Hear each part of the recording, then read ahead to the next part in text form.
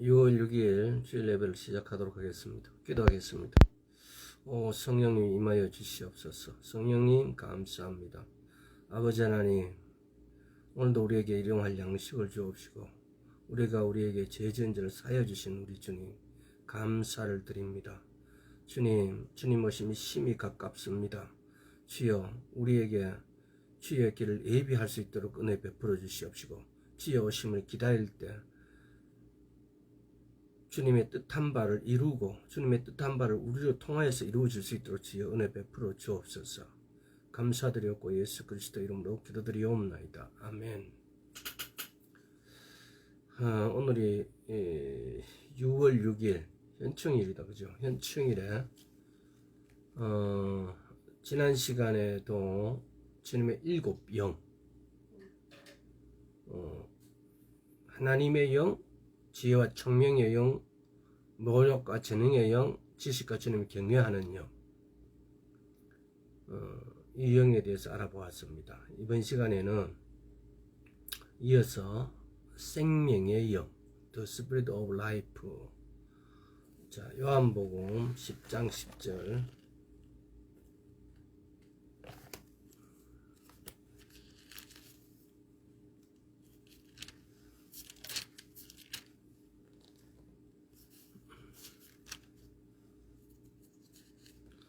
도적이 오는 것은 도둑질하고 죽이며 멸망시키려는 것뿐이요, 내가 온 것은 양으로 생명을 얻게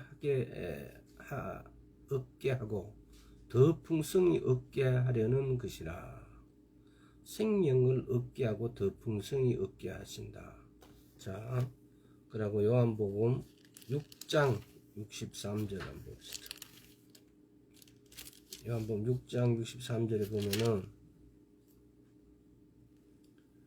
살리는 것은 영이니 육은 무익하니라. 내가 너희에게 이른 말이 영이요 생명이라. 로마서 8장 2절 한번 봅시다.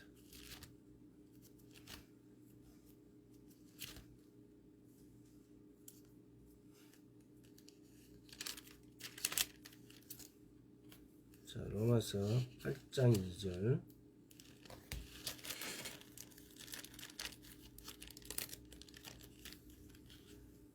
이는 그리스도 예수 안에는 생명의 성령의 비유 죄와 사망의 법에서 너희를 해방하였습니다.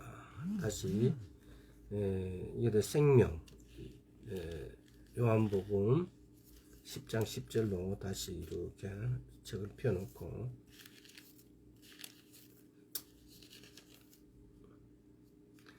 다시 한번 10장 10절 읽어보겠습니다. 도적이 오는 것은 도둑질하고 죽이고 멸망시키는 것뿐이요, 내가 온 것은 양으로 생명을 얻게 하고 더 풍성히 얻게 하며. 생명을 얻게 하고 더 풍성히 얻게 하려는 것이라. 이걸 누가 해준다는 겁니까? 우리에게 생명을 우리에게 여기서 생명이라 하면 이건 무엇일까요? 우리가 구원을 얻는 걸 말하겠죠. 우리에게 생명을 주시고 더 풍성하게 주신다. 근데 생명이란 것이 단지 구원을 얻는 것은 그 영원한 생명, 예를 들어서 단편적으로는 그렇게 말할 수 있으나, 그렇다면 우리가 살고 있는 이 시점에서는 그러면은 우리가 여기에 대해서는 그러면은 이 생명을 얻지 못하냐? 그건 또 아니죠. 우리가 살고 있는 지금에도 우리가 얼마든지 생명을 얻고 누릴 수 있고 이 풍성하게 그래서 얻을 수 있다. 이 말 10절 다시 보면은 뒷부분에 내가 온 것은 양으로 생명을 얻게 하고 더 풍성하게 얻게 하려는 것이라. 이 부분입니다. 그래서 여기 보면 생명이라는 데에 이걸 얻게 하는 분이 누구냐?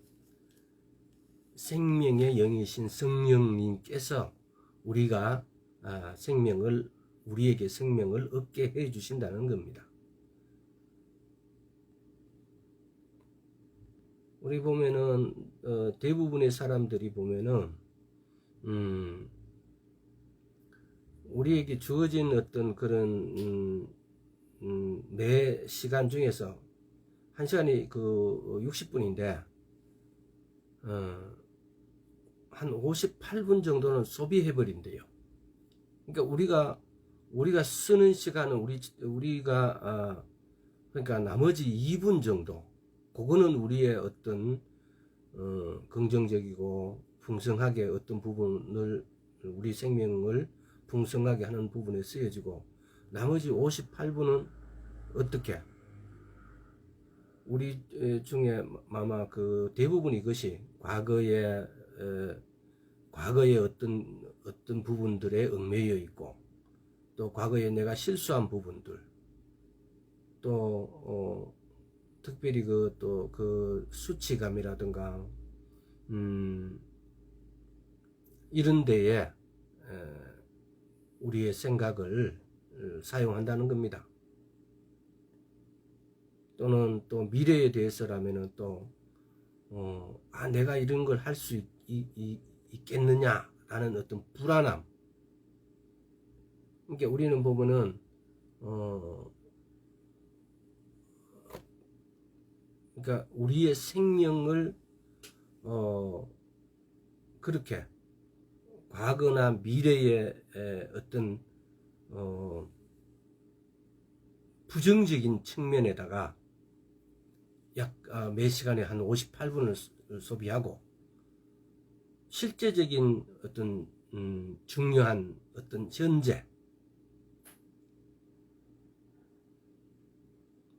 현재를 위해서는 한 2분 정도밖에 사용하지 않는다는 겁니다.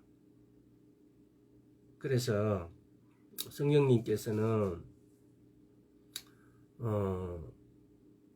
우리의 과거를 치유하시고, 또 우리의 미래 장래를 약속하시고, 지금 이 순간 현재를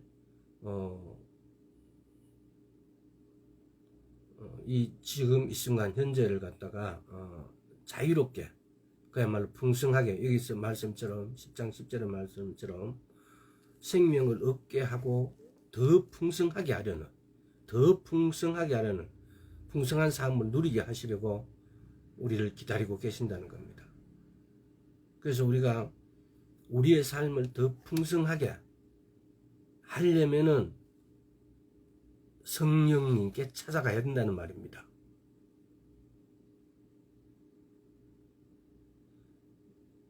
달리 말하면은 생명의 영이신 성령님, 우리가 현재 사는 어떤 유일한 길은 매 순간을 다시는 돌아오지 않는 어떤 기적의 순간이라고 믿고 허비하는 그런 약 58%의 2%, 1시간은 60분이라고 가정하면은 약 58%를 허비하고 있고, 2%만 우리가 때로는 2%도 못 되는 정도의 시간을 우리가 긍정적으로 또 생명으로 사용하고 있다는 사실입니다. 그래서 그러면 우리가 이걸 어떻게 하면 되겠느냐? 오직 성령님께. 왜?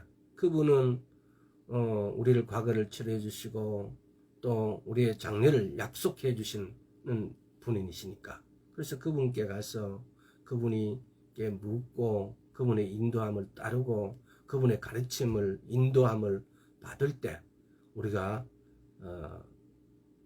60분 전체를 우리 것으로 사용할 수 있다는 겁니다. 그래서 생명의 성령님, 아마 이거는 조금 이렇게 손에 안 잡힐 것 같지만은 1시간을 나눴을 때에 우리가 이렇게 이야기하는 거고, 많은 분들이 사실은 보면은 과거에 왜 우울증이 오고 왜 막 그 수치감이나 이런 것에 사로잡혀 가지고 대인 관계가 아주 약해지고 뭐 이런 부분들이, 그러니까 이런 부분들이 다 어디서 오는 겁니까? 우리 스스로는 늘 과거에 사로잡히고 미래에 대해는 불안해하고, 이게 우리의 생각들이 늘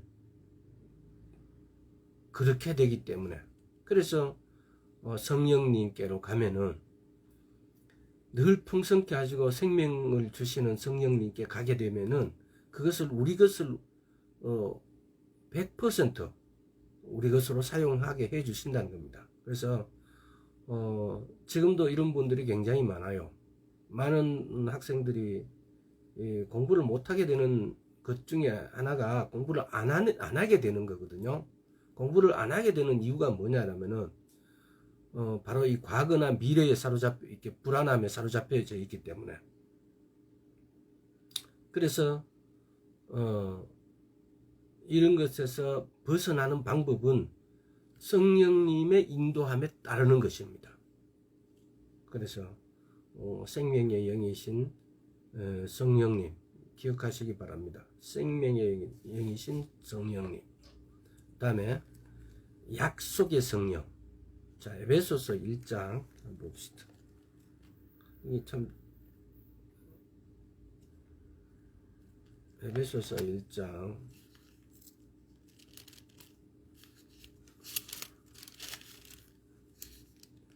13절에서 14절. 자, 약속의 성령. 그 안에서 너희도 진리의 말씀 곧 너희의 구원의 복음을 듣고 그 안에서 또한 믿어 약속의 성령으로 인치심을 받았으니 이는 우리의 기업의 보증이 되사 그 얻으신 것을 구속하시고 그의 영광을 찬미하게 하려 하심이라. 약속의 성령. 이 약속의 성령, 이렇게 약속의 성령으로 인치심을 받았으니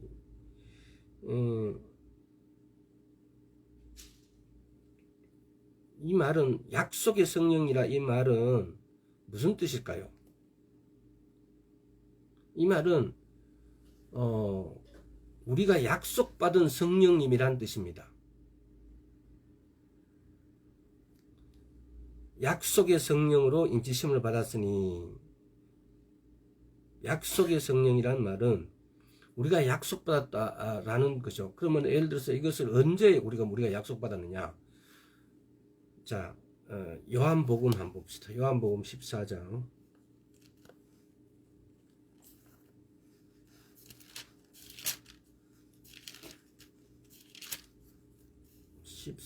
26절. 보혜사 곧 아버지께서 내 이름으로 보내실 성령. 이 부분은 여러분들이 예를 들어서 아주 명심해서 들어볼 필요가 있고 볼 필요가 있습니다. 제 성경에도 이게 빨간 글씨로 되어 있는데 보혜사 곧 아버지께서 내 이름을 보내실 성령. 그가 너희에게 모든 것을 가르치시고 내가 너희에게 말한 모든 것을 생각나게 하시리라. 이건 예수님께서 지금 말씀하시는 거예요. 보혜사 곧 아버지께서 내 이름으로 보내실 성령.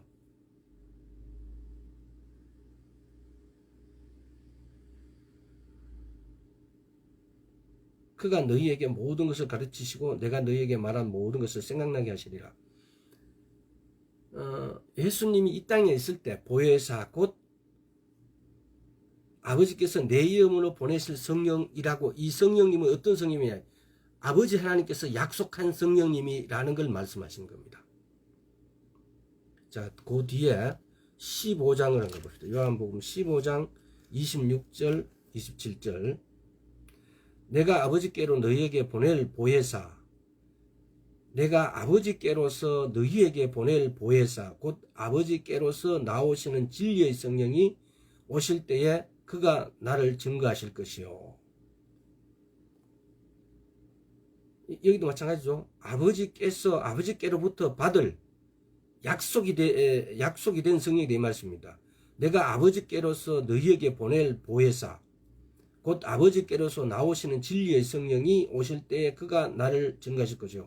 지금 이 뭘 말씀하시니 정확하게 우리는 이 부분을 해석할 필요가 있는 거죠. 아버지로부터 받을 약속이 된 것이며, 이게 아들 예수님께서 아버지로부터 내가 성령님을 보내주신다는 이런 것을 약속을 받으셨다 이 말이에요. 이게 약속의 성령이에요. 그래서 에베소서 1장에서 약속의 성령 이렇게 하니까 우리가 그냥 뭐 충분히 여러분도 뜻을 이해하시겠지만은 이렇게 자 사도행전 1장에 한번 가봅시다.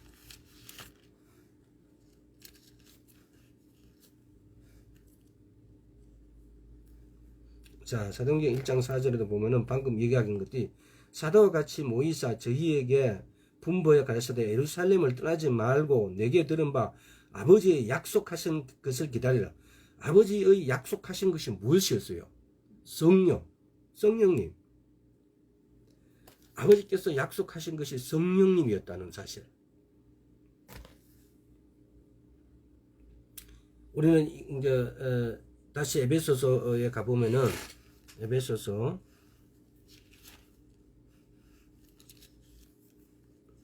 1장 13, 14절에서 특히 13절에서 그 안에 너희도 진리의 말씀 곧 너희의 구원의 복음을 듣고 그 안에서 또한 믿어 약속의 성령으로 인치심을 받았다라고 말씀하신다. 그 약속은 뭘 말씀하시는 겁니까? 아버지께서 예수님께서 약속하셨던 그 성령님,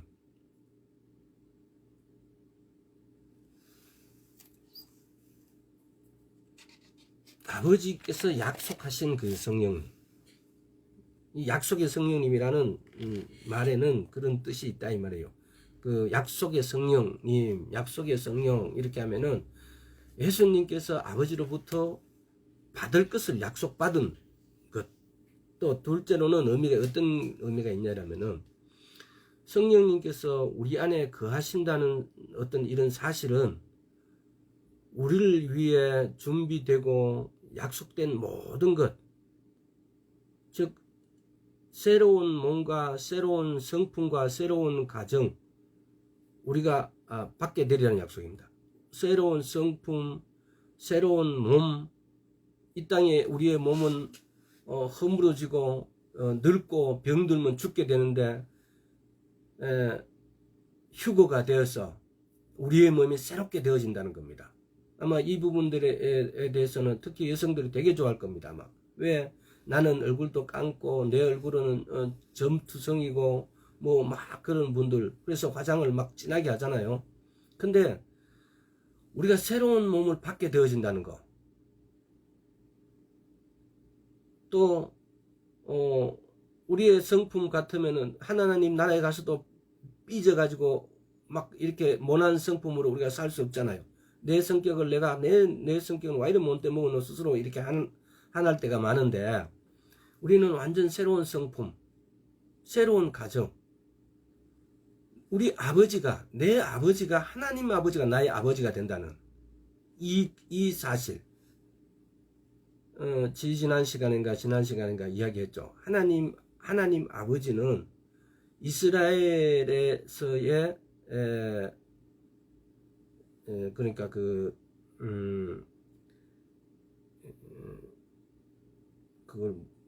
뭐죠? 어린 아이들을 갖다가 이렇게 입양하게 되어지면 이방에 대한 그 절차나 이렇게 했을 때 입양 신고를 하고 새로운 아이를 입양 신고할 때는 과거 그러니까 육체적인 어떤 육체적인 아버지의 모든 상황이 지워지고 이방 아버지 이 새 아버지의 처음부터 내가 그 새 아버지의 자녀로 기록되어진다는 겁니다. 그러니까 이스라엘의 이방법에는 근데 여기서 우리가 만약에 이걸 하나님하고의 우리하고 관계를 대입해서 한번 생각해 보세요. 놀라울 일 아닙니까? 우리가 처음부터 하나님 아버지가 우리의 아버지였고 우리는 그 아들이었다는 사실입니다. 그래서 예수님께서도 마지막에 가실 때 우리 보고 뭐라 그랬어요? 형제라고 그랬어요. 예수님께서 하나님이신 예수님께서 우리 보러 형제라고 했어요. 그러니까 이스라엘의 이방법은 그것은 하나님의 나라의 법을 말하는 거예요. 하나님 나라가 도래했을 때 그 방법대로 우리가 되어진다는 사실이죠. 그래서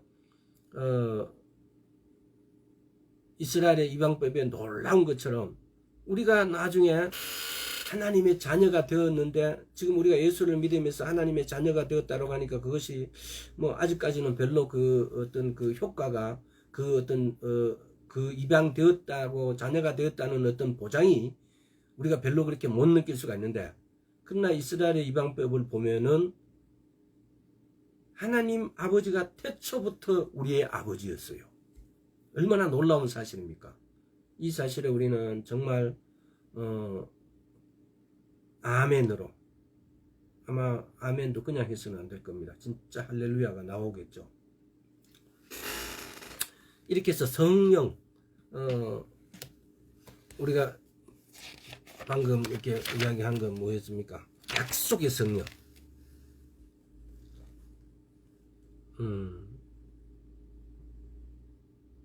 그러니까 이 약속의 성령을 한번 상상해 보시기 바랍니다. 이 약속의 성령의 그 큰 은혜가 우리인데 어떻게 미치고 있는지. 그래서 약속의 성령이라는 뜻도 지금 오늘로 통해서 여러분들이 조금 다시 한번 생각해 보시기 바랍니다. 하나님께서 약속하신 성령을 우리인데 보내주신 거예요.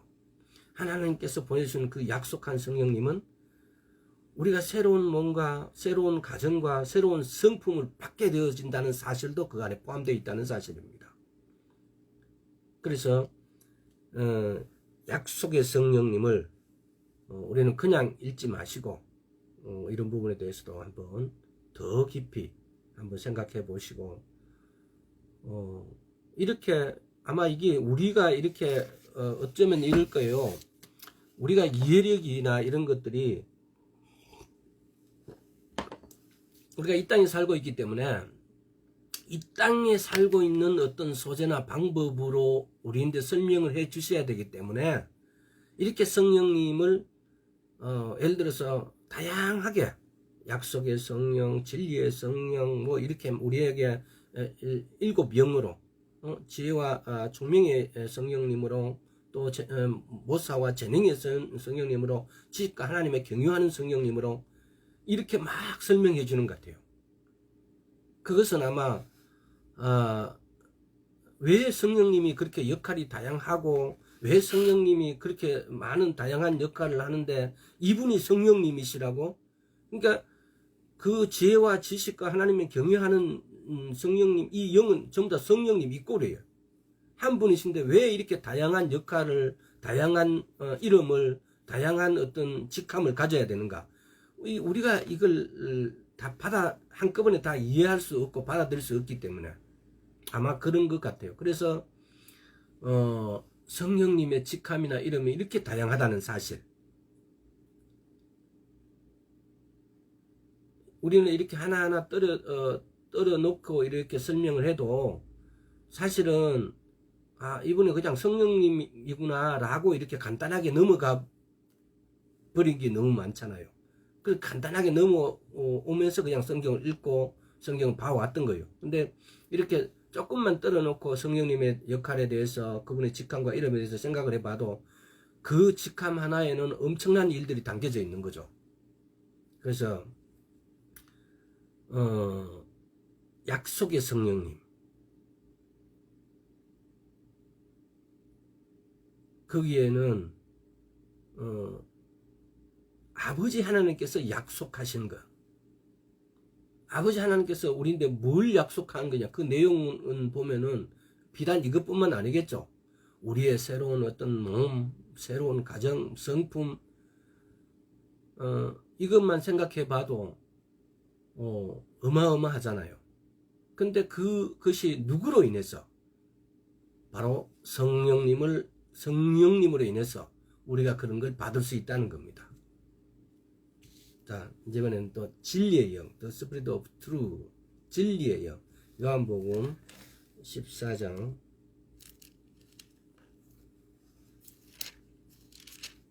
17절 한번 봅시다.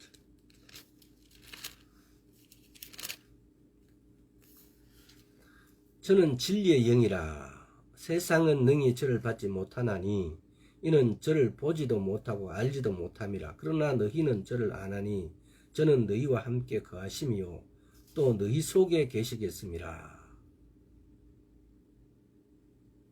이 진리의 영이 성령님인 거죠.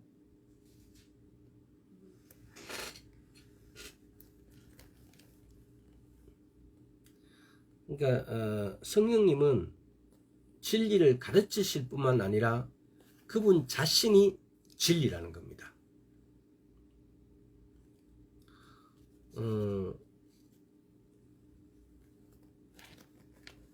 성령님은 예수님에 관한, 첫째는 뭐냐면 성령님은 예수님에 관한 진리를 가르쳐 주십니다.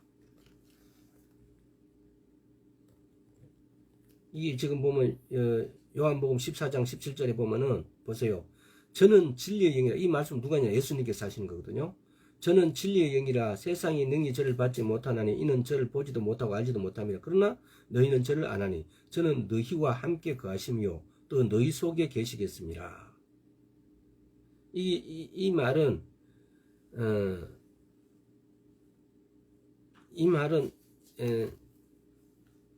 성령님은 예수님께 대하여 가르쳐 주시는 분이라는 걸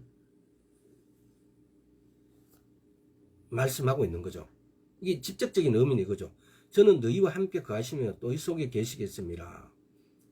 저는 진리의 영이라. 이거는 예수님께 대하여 가르쳐 주시는 분이라 이 말입니다. 두 번째, 성령님은 성경에 대한 진리를 가르쳐 주십니다. 성경에 대하여 성경에 대한 진리를 가르쳐 주십니다. 자, 요한복음 16장 13절. 그러하나 진리의 성령이 오시면 그가 너희를 모든 진리 가운데로 인도하시리니 그가 자의로 말하지 않고 오직 듣는 것을 말하시며 장래 일을 너희에게 알리시리라. 이 말은 다시 말하면 성경에 대해서 가르쳐 주시는, 성경에 대한 진리를 가르쳐 준다 말이에요. 그러나 진리의 성령이 오시면 그가 너희를 모든 진리 가운데로 인도하시리니, 진리의 영이신 성령님은 예수 그리스도에 대해서 가르쳐 주시고 성경에 대한 진리를 가르쳐 주신다는 말입니다. 자, 고전 2장도 한번 살펴보도록 하겠습니다.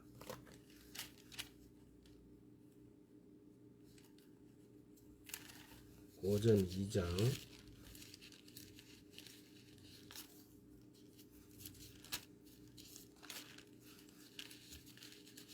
제 척이 떡이져 갖고 잘 안 넘어가요. 붙어 갖고. 그래서 뭐 이렇게 찾는데 조금 시간이 걸립니다. 자, 고전 2장 10절에서 11절. 오직 하나님이 성령으로 이것을 우리에게 보이셨으니 성령은 모든 것 곧 하나님의 깊은 것이라도 통달하시느니라. 사람의 사정을 사람의 속에 있는 영 외에는 누가 알리요? 이와 같이 하나님의 사정도 하나님 영 이외에는 아무도 알지 못하느니라. 그 다음에 성령님은 또 우리 자신에 관한 진리를 가르쳐 주십니다. 이게 지금 이 부분은 굉장히 진리의 영이신 성령님은 예수님께 가르쳐 주시고, 그 다음에 성경에 대해서, 성경의 진리에 대해서 가르쳐 주시고, 또 우리 자신에 대해서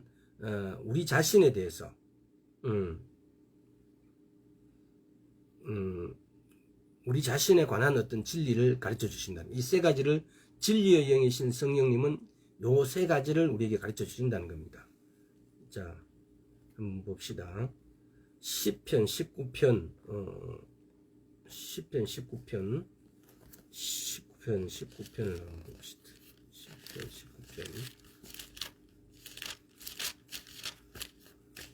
자, 시편 19편 12절.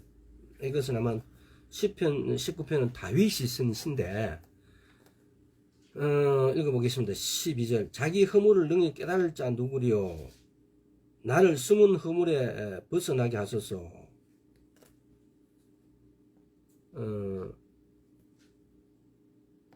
자기 허물을 능히 깨달을 자 누구리요 나를 숨은 허물에서 벗어나게 하소서. 지금 이거는 보면은 다시 말하면은 우리 스스로는 우리 허물을 깨닫지도 못한다는 뜻이죠. 우리의 허물, 우리의 어떤 부분들을 깨닫게 하여 주시는 분이 누구냐? 성령님. 그래서 여기 보면은 자기 허물을 완전히 깨달을 자는 아무도 없습니다. 우리가 성령님께 귀 기울일 때 성령님께서 깨닫게 해 주시는 대로 순종할 때 겉으로 보이지 않는 우리 삶의 영역들이 성령님의 역사로 말미암아 정결케 되고 깨닫게 되어진다는 겁니다. 이게 지금 보면은 고린도후서 한번 봅시다. 고린도후서 3장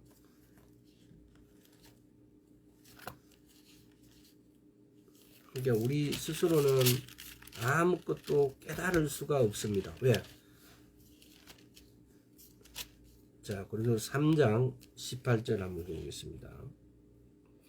우리가 다 수건을 벗은 얼굴로 거울을 보는 것 같이 주의 영광을 보며 저와 같은 형상으로 화하여 영광으로 영광에 이르니 곧 주의 영으로 말미암아. 이 지금 주의 영이 아니면은 이 말을 요 구절을 단순하게 평가하면은 우리가 다 수건을 벗은 얼굴로 거울을 보는 것 같이 주의 영광을 보며 저와 같은 형상으로 화하여 영광으로 영광에 이르니, 만약에 주의 영이 아니면 우리가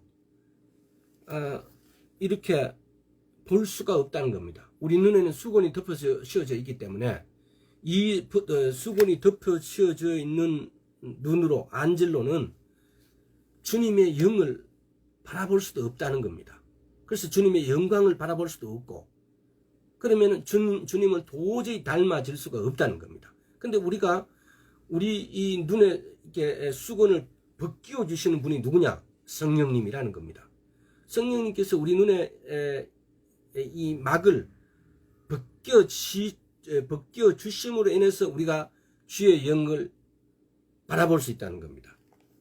그래서 주의 영광을 보며 저와 같은 형상으로 화하여, 그래서 우리가 예수 그리스도의 형상으로 닮아갈 수 있다는 겁니다. 영광으로 영광에 이르니, 이게 이 부분. 그래서 이 진리의 영은 크게 세 가지. 첫째, 우리 다시 반복해 보면은 예수님에 관한 진리를 가르쳐 주시고, 두 번째는 성경에 관한 진리를 가르쳐 주시고, 세 번째로는 우리 자신에 관한 진리를 깨닫게 해주시고 알게 해주신다는 겁니다. 진리의 영이. 성령이, 참 이게 어떻게 설명해야 될지 모르겠는데, 성령님이신 진리의 영이 우리에게 오셔서 우리 눈을 이렇게 우리 눈에 가려운 수건을 걷어내어 주셔야만이 우리가 예수님에 관한 진리, 성경에 관한 진리, 우리 자신에 관한 진리, 이것을 깨닫게 해주신다는 겁니다.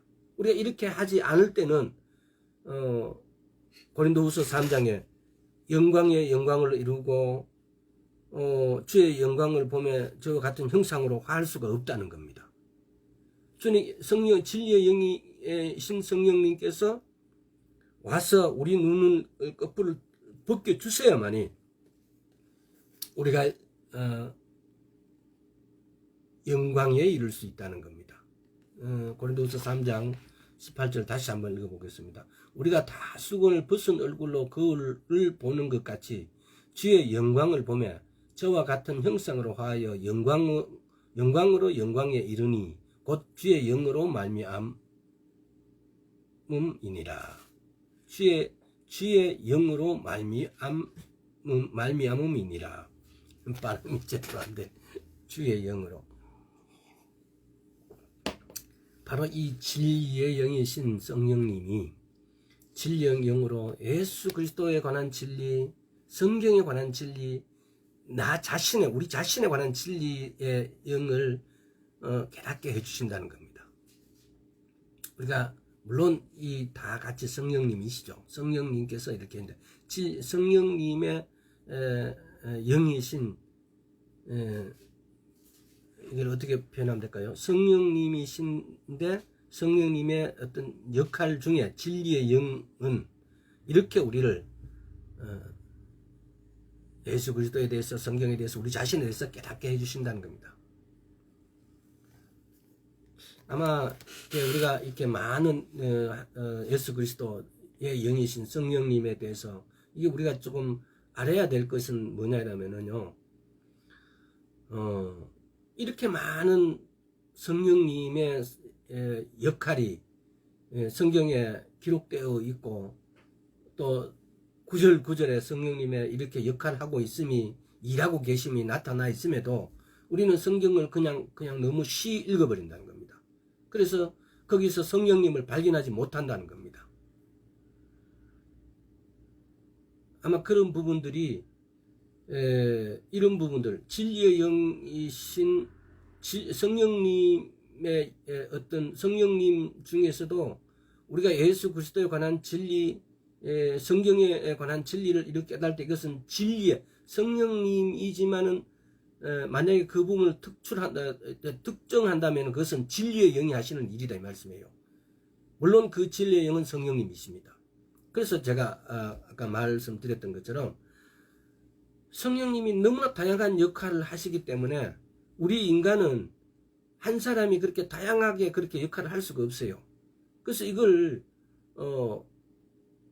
이렇게 그분의 그 어떤 부분을 특정해서 우리에게 설명해야만이 우리가 알아먹을 수 있는 우리의 처지. 우리가 이 땅에 있을 때에 어떤 우리에게 주신 어떤 두뇌나 능력이나 이런 것들이 이 정도 이해할 수 있는 역할이기 때문에 아마 그런 것 중에 하나가 아닌가. 왜? 무한하신 왜 성령님은 하나님이시거든요. 우리가 조금 아까 전에 배운 것 중에서도 이게 보면은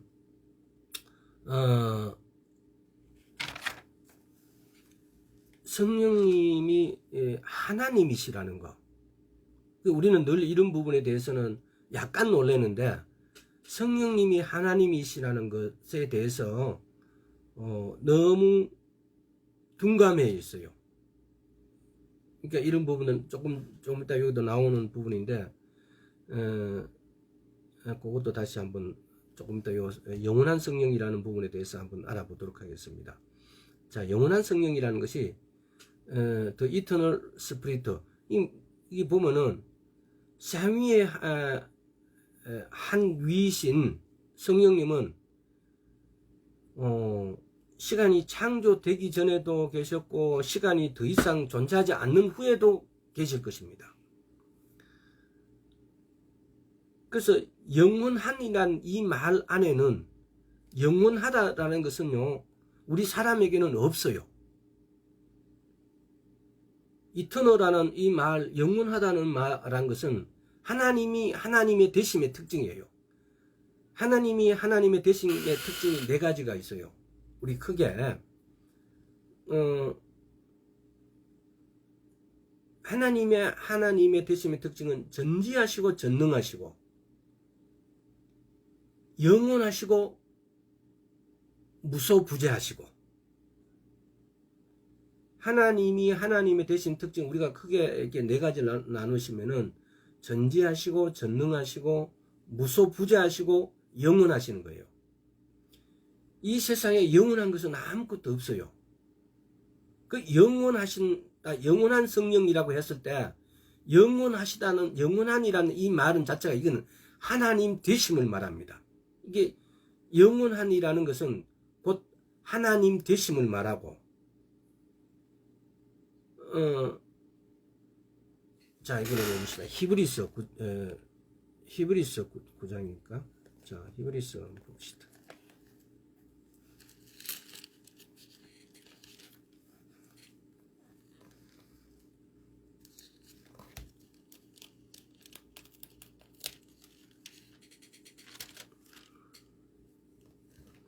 여기서 부정 13, 14절. 염소, 황소의 피와 및 암소의 죄로 부정한 자에게 뿌려 그 육체를 정결케 하여 거룩게 하거든. 하물며 영원하신 성령으로 말미암아, 영원하신 성령으로 말미암아 흠없는 자기를 하나님께 드린 그리스도의 피가 어찌 너희 양심을 죽은 행실에서 깨끗하게 하고 살아계신 하나님을 섬기게 못하게. 영원하신 성령님, 성령으로 말미암아. 영원하신 성령님을 우리는 영원하다는 이 뜻을 그냥 앞에 어떤 형용사나 이런 걸 감탄하다 정도로 봐서 그냥 성령님을 이렇게 수식하고 보좌하는 어떤 한 단어 정도로 그냥 이렇게 생각할 수 있는데, 그게 아니고 영원하시다라는 것은 하나님이 하나님 되심을 말하는 겁니다. 영원하다는 것은 이 세상에 그 어떤 것도 영원한 게 아무것도 없어요. 오직 하나님의 하나님 되심이 영원한 거예요.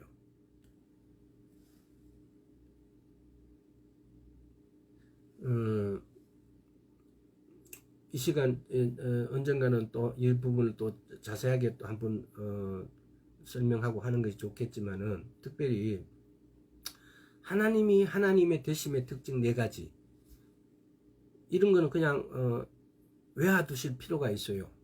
왜 하나님이 하나님이시냐? 왜 하나님이 예를 들어서 부처와 틀리고 알라와 틀리고 왜 저런 다른 신이라고 자칭 말하는 것들하고 틀리느냐, 차이가 있느냐? 전지하시고 모르는 게 없다 이 말이에요. 모든 것을 왜 그분이 다 창조하셨기 때문에. 전능하시고 못할 게 없어요. 그분은 하나님이 되시면 그 전능하세요. 그리고 무소부재하세요.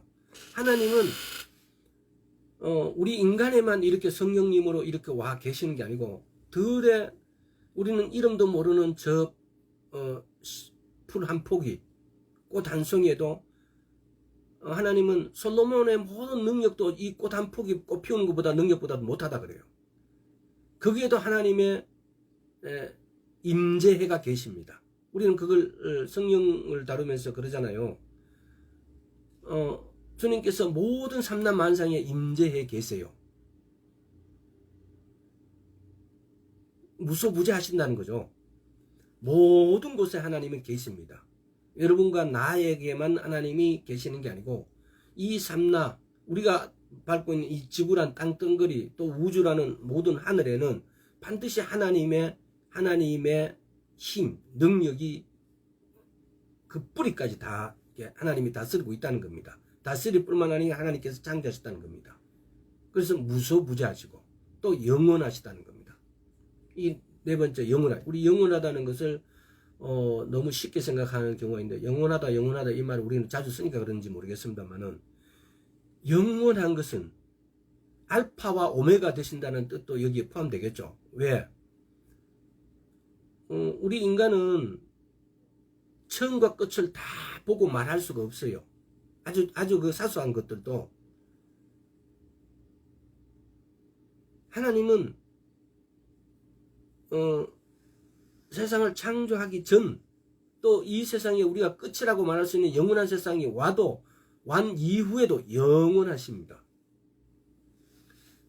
그 영원한 성령님이라고 아까 에베소서에서 영원한 성령님이라고 이렇게 했을 때, 우리는 그걸 영원한은 별로 기억 안 나고 그냥 성령님만 이렇게 내리석에 이렇게 파고 들어와서 그냥 이렇게 읽어버리니까, 영원한 성령님이라고 했을 때 그 영원한이라는 어떤 이 단어에 좀 포커스를 줄 줄 몰라요. 영원하다라고 하는 것은 하나님이 아니면은 영원한 어떤 존재가 이 지구상이든 이 우주에든 존재하지 않습니다. 그래서 영원하다는 것은 하나님 되심의 증거예요. 그러니까 영원한 성령 이렇게 했을 때 이것은 하나님 되시는 증거예요. 그래서 영원하다는 거 이 정도 여러분 기억하시고 가시길 바랍니다. 다음에 보혜사, the comforter. 보혜사라고 하는 것은 위로자, 이게 여러 가지로 해석이 되는데, 또는 상담자, 또는 뭐 좋은 자, 돕는 자, 또 또는 법정 용어로 피고의 피고 측 변호사, 뭐 옹호자 이런 뜻이에요. 보혜사라는 말은 피고 측 변호사, 옹호자 이런 뜻이에요. 이게 보혜사라는 뜻은 헬라어로 이게 뭐냐면은 파라클레토스라 그래요. 곁에서 돕는 자로 부름받은 자. 요거는 그냥 여러분 책에다 짧게 적어 놓으세요. 보혜사, 헬라어로 뭐라 그러냐? 파라클레토스라 그러고, 곁에서 돕는 자로 부름받은 자. 그러니까, 우리 보혜사이신 성령님께서 우리를 곁에서 돕는 자로 부름받았단 말이에요. 근데 우리는, 우리를 돕는 자로 부름받은 성령님을 전혀 도움을 요청하지 않아요. 큰일이죠. 왜 이렇게 성령님하고 왜 이렇게 우리가 거리가 멀어졌을까요? 성령님하고의 관계가, 그래서 왜 우리는 어떨 때, 지금은 좀 그런 쪽에서 그래 좀 많이 알려졌는데, 제가 처음 이렇게 한 5년 20년 가까이 이렇게 할 때만 하더라도 아버지 하나님의 음성을 직접 듣는다는 분들이 많았어요.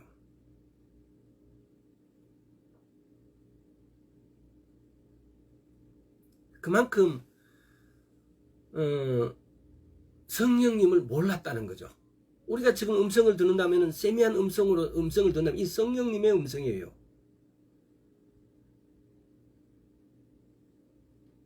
우리가 아버지께 기도했을 때 음성을 듣는 분은 성령님의 음성이에요.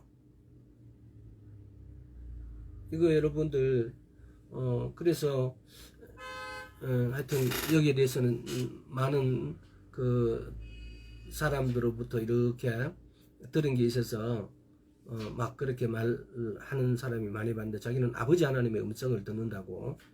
그래서 근데 성경은 뭐라 그럽니까?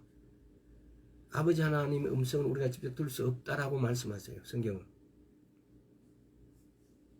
그래서 출애굽할 때도 보면은 그 장로들이나 모세 이외에 어떤 사람도 아버지 하나님의 음성을 들으면 큰일 난다고 다들 두려워하고 떨고 막 그랬어요. 물론 또 아버지 하나님을 직접 그때 또 그분이 아버지 하나님께서 일부 허락하셨어요. 성경을 다시 한번 쭉 읽어보십시오.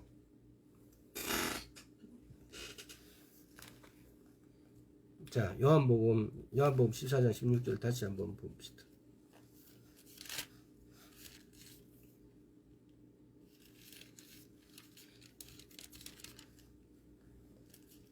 (14장 16절에) 내가 아버지께 구하겠으니 그가 또 다른 보혜사를 너희에게 주사 영원토록 너희와 함께 있게 하시리니.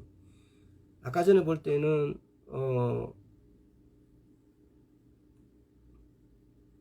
아버지께 구하겠다는 거, 아버지께 구했다는 거, 아버지께서 그러니까 말로 약속하신 성령이었다는 거. 아버지께서, 예수님께서 아버지께서 이렇게 구하니까 아버지께서 성령님을 보내주신 거예요. 약속한 성령이란 것을 우리가 알아봤고, 지금은 여기서 보면은 보혜사, 내가 아버지께 구하겠으니 하겠으니 그가 또 다른 보혜사를, 그가 아버지가 또 다른 보혜사 성령님을 너희에게 주사 영원토록 너희와 함께 있게 하리니. 이거 선명하게 이렇게 눈에 들어오죠, 그죠? 근데 우리는 보면은 제가 처음 성경을 읽었을 때 이게 지시대명사로 되어 있는 거, 1인칭, 2인칭, 기타 이렇게 인칭명사로 되어 있는 거, 이런 것들을 지금 여러분도 마찬가지일 거예요. 그 쓰여진 말씀을 제대로 분별하고 이해하려면은 인칭대명사하고 지시대명사를 제대로 이렇게 알아야, 분간해야만이, 아, 이게 누가 이야기를 했고, 누가 이야기했고, 누가 대답했는지를 알 수 있지 않습니까? 근데, 때로는 우리 번역된 어떤 성경은 이런 지시, 인칭, 대명사가 그냥은 잘 알 수가 없을 경우가 많이 있어요. 도저히, 그러니까, 때로는 우리가 보면은 이걸 모를 때는 앞뒤 구절을 읽어보지 않습니까? 지시 대명사나 인칭 대명사를 우리가 알려고 하면은, 그러나 앞뒤 구절을 읽어도 지시 대명사나 인칭 대명사의 정확한 지시 인칭을 모를 때가 있어요.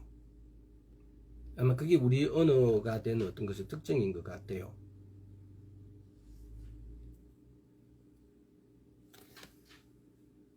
자, 그래서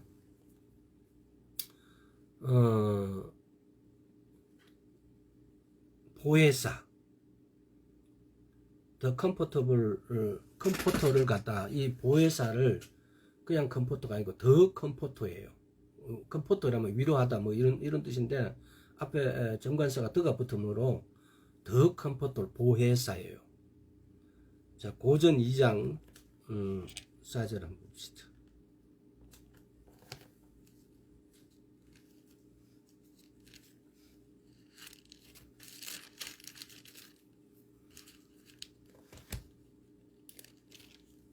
자, 고전 2장 4절.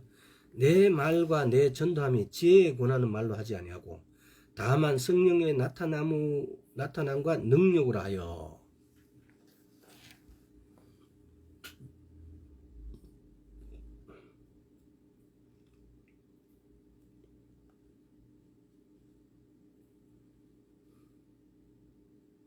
또 시편 35편 한번 봅시다.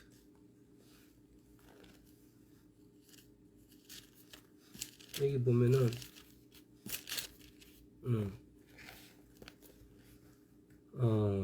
보혜사의 이런 부분을 가지고 이 부분을 한번 읽어보세요. 시편 35편 전체 다 읽으면 좋겠지만은 중간중간에 자 1절 2절 3절 한번 읽어보게요. 여호와여 나와 다투는, 이 다윗이 쓴 거예요. 나와 다투는 자와 다투시고 나와 싸우는 자와 싸우소서. 이렇게 역할하는 게 보혜사예요. 나와 다투는 자와 다투어 주시고 나와 싸우는 자와 싸워 주소서.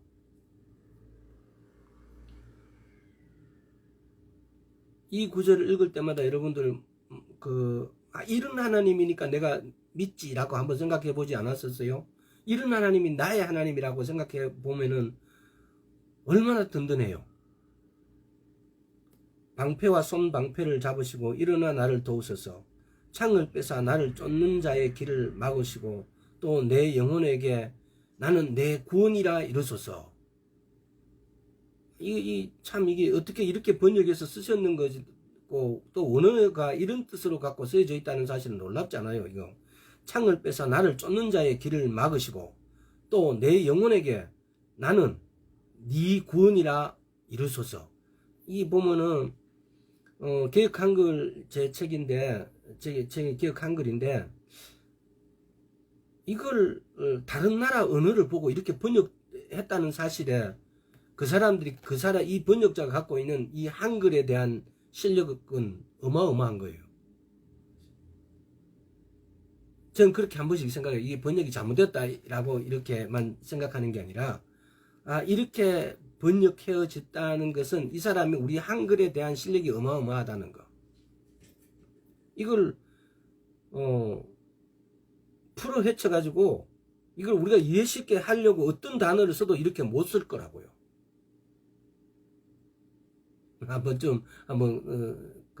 쓰여진 단어가 모여서 절이 되잖아요. 구절이 되잖아요.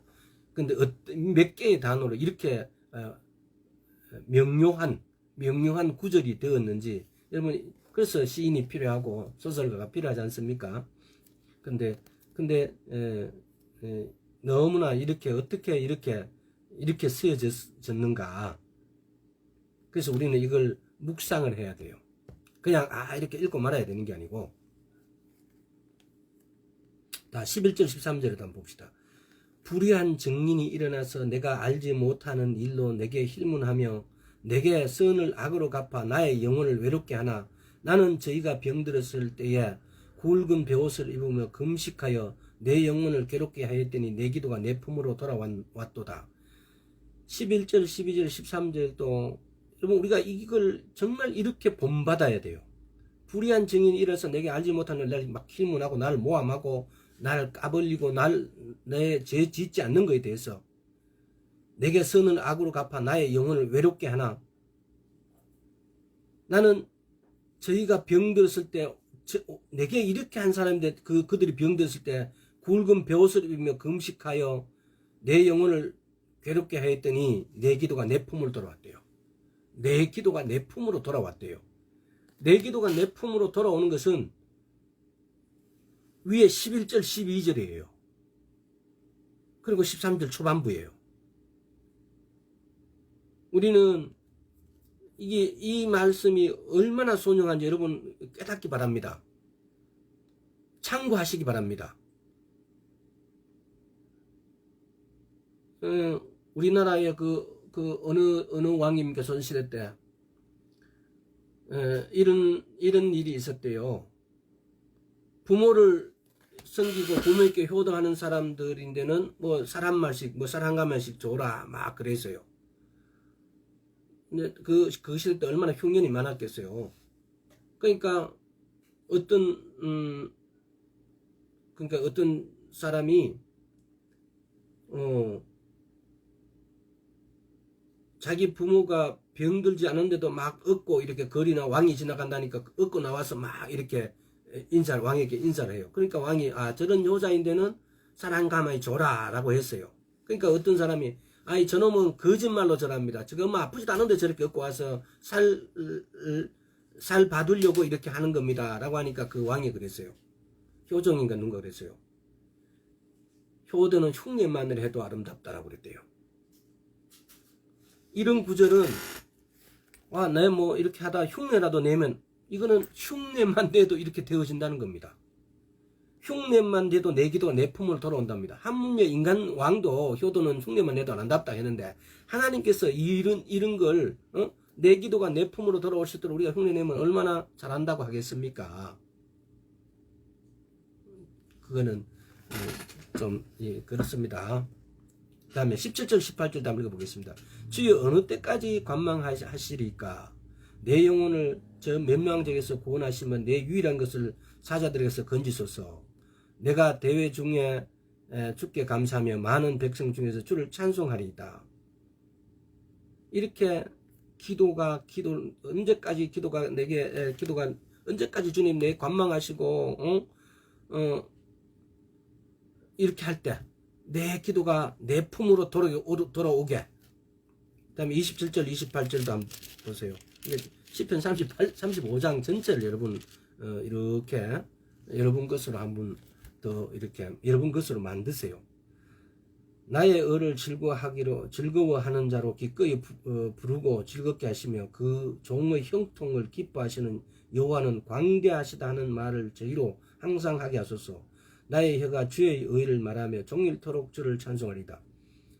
여호와는 광대하시다.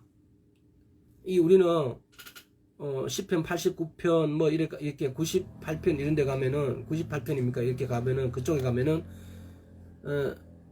여호와는 광대하시다고 찬양하고 있어요. 여호와는 광대하시다는 이 말을 우리말로 제가 원어를 한번 알아본다는 게 못 알아봤습니다. 근데 광대하시다는 것이 하나님이 가장 크심을 찬양하는 것 같아요. 여호와는 광대하시다라고. 근데 우리 이렇게 못했어요. 여호와는 광대하시다고. 오늘부터 여러분 여호와는 광대하시다고 한번 찬양을 해보십시오. 찬양하라니까 꼭 어떤 찬양이 있어야 곡 쓰여진 게 있어야 찬양하는 게 아니고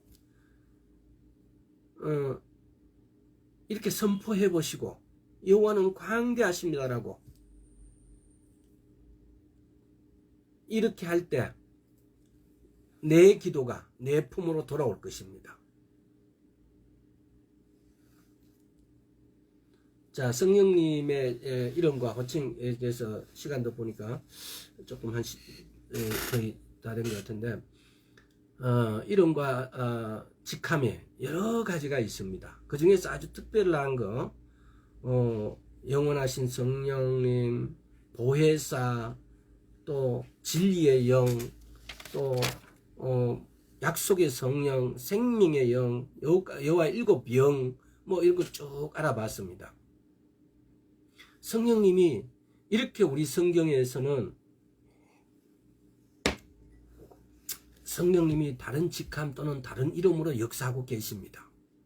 그러나 그분이 성령님이십니다. 왜 이렇게 성령님의 이름을 이렇게 알아봤냐면 이것이 중요하죠. 중요하지만 더 중요한 것은 뭐냐면은 우리가 성령님하고 이런 성령님하고 더 가까이 지내는 것입니다. 그리고 이런 성령님이 내하고 친구가 되는 거예요. 이런 성령님이 나의 보혜사가 되는 거예요. 이런 성령님이 나의 성령님이 되는 겁니다. 이런 성령님하고 내가 정말 친구가 되어지고 이 성령님하고 교통이 돼야 됩니다. 교통이. 이 성령님하고 교통이 되어지지 않으면은 신앙이 있을 수 없어요. 존재하지 않아요. 예수님께서 가시면서 성령님을 보내주셨어요. 그래서 이분의 가르침을, 이분의 인도함을 우리에게 받으라고요.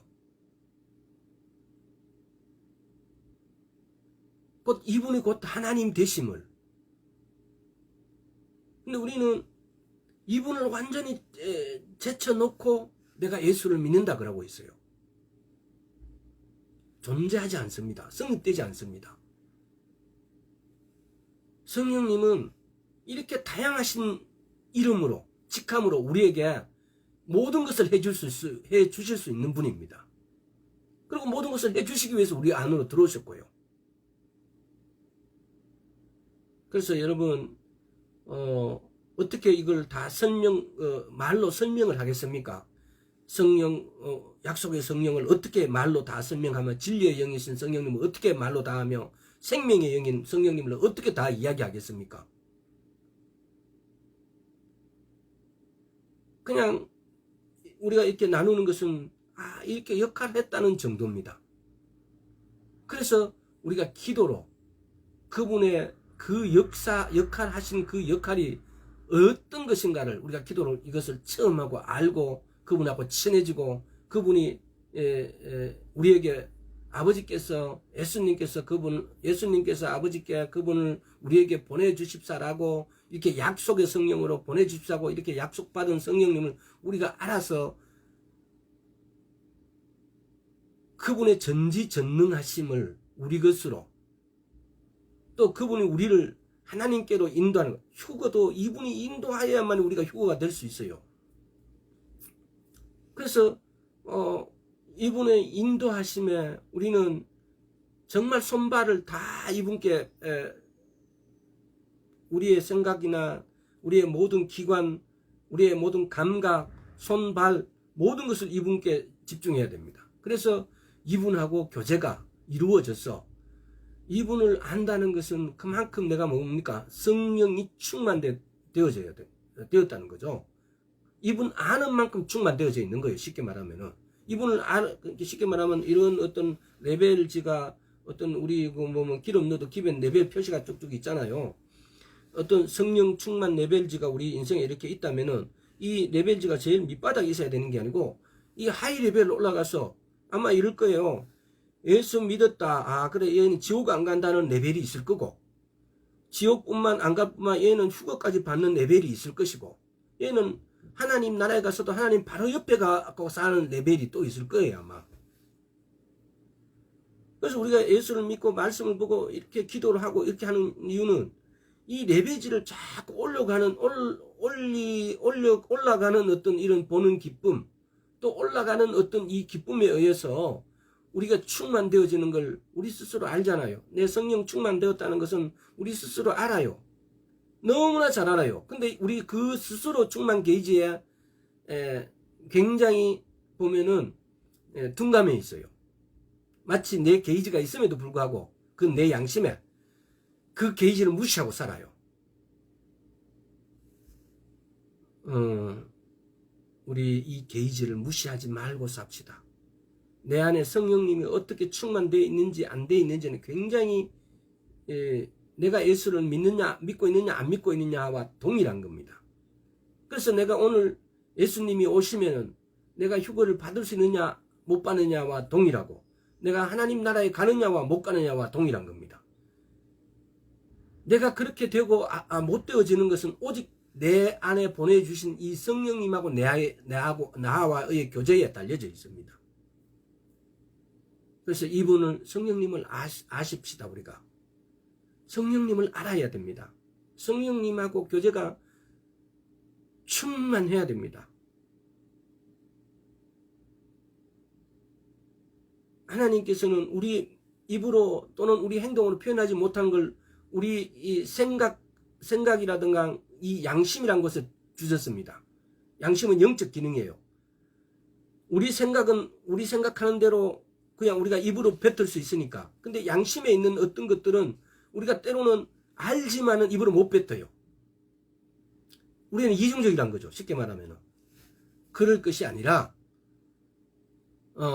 우리 양심에 있는 것을 양심이 느끼는 대로, 물론 예수 그리스도를 믿는 양심입니다. 그 느끼는 대로 삶을 살 수 있도록 그 느낌을, 성령님의 느낌이에요. 그래서 성령님을 다시 한번 우리가 이번 기회에 통해서 성령님하고 가까워집시다. 그분은 우리의 모든 것을 다 가르쳐 주실 수 있고 인도하여 주실 수 있고, 우리의 모든 것을 그분에 맡겨도, 내가 모든 방법을 다 동원해도 우리가 그분께 맡기는 그 한 가지보다 못할 것입니다. 성령님을 의지합시다. 오늘 여기까지 하겠습니다. 아버지 하나님 감사합니다. 성령님, 우리의 기도와 우리가 사는 모든 방법에 있어 주님이 주관하여 주시옵시고, 주님이 우리를 이끌어 주시옵시고 인도하여 주시옵소서. 우리가 알지 못하여서 성령님의 존재하고 계시고 우리 안에 와 계심에도 우리가 너무 소홀했고 우리가 도저히 하면 안 되는 일들을 해왔사오니 주여 일어나서 우리에게 말씀하여 주시옵소서. 주의 음성을 들려주셔서 우리를 인도하여 주옵소서. 감사드렸고 예수 그리스도 이름으로 기도드리옵나이다. 아멘. 반갑습니다. 조금 이따 혹시 궁금한 게 있으면 통화 주세요. 성령님하고 더 친분을 쌓읍시다.